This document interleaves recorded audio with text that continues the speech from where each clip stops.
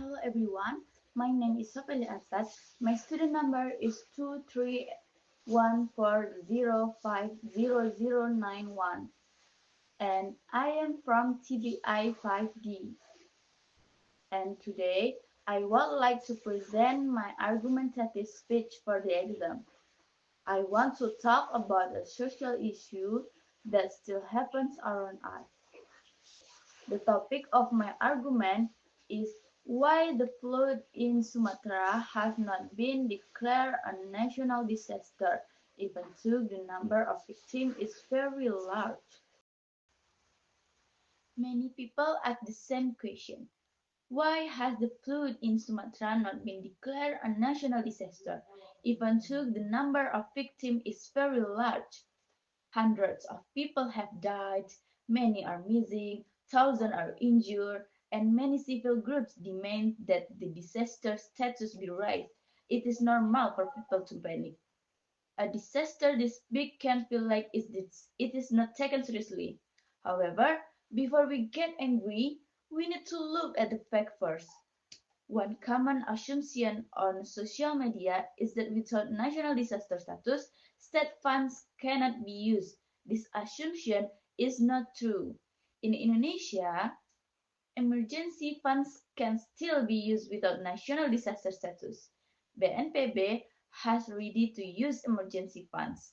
The only requirement is that the local government, such as the governor or regents, declare an emergency status. Once this status is declared, funds can be released immediately. The military, police, and search and rescue teams can operate fully. The Ministry of Finance has even prepared around 500 billion rupiah for early response, and this amount can be increased if needed. This means that even without national disaster status, help from the central government is still running.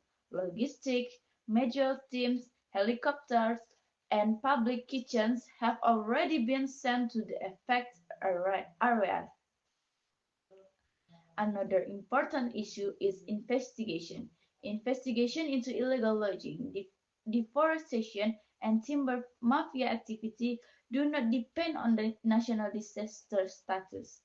This process can and must continue, regardless of the status. So, why has the flood still not been declared a national disaster? Based on Law Number 2024 of 2007, national disaster status is given only when local governments are no longer able to carry out their function.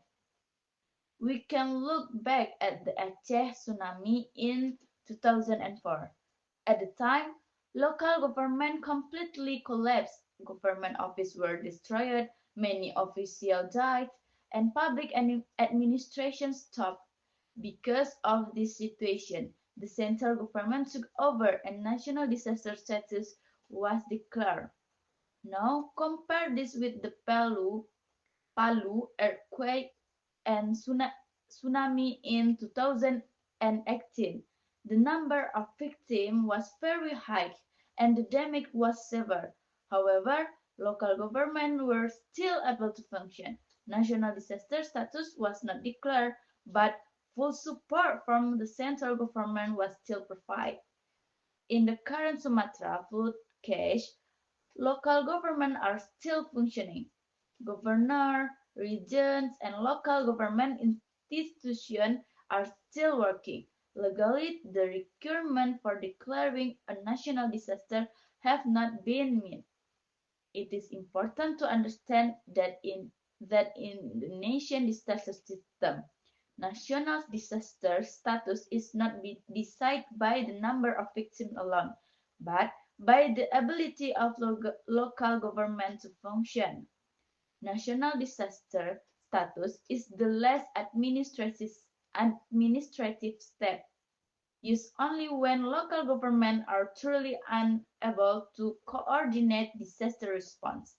As long as local government can declare emergency status, manage aid distribution, and continue public service, responsibility remains at the regional level. even though large support from the central government is given. Because of this, national disaster status is intentionally not easy to declare, so it does not weaken local government or damage Indonesian decentralization system. In addition, declaring a national disaster also carries risks. When the status is announced, other countries might issue travel warning for all of Indonesia.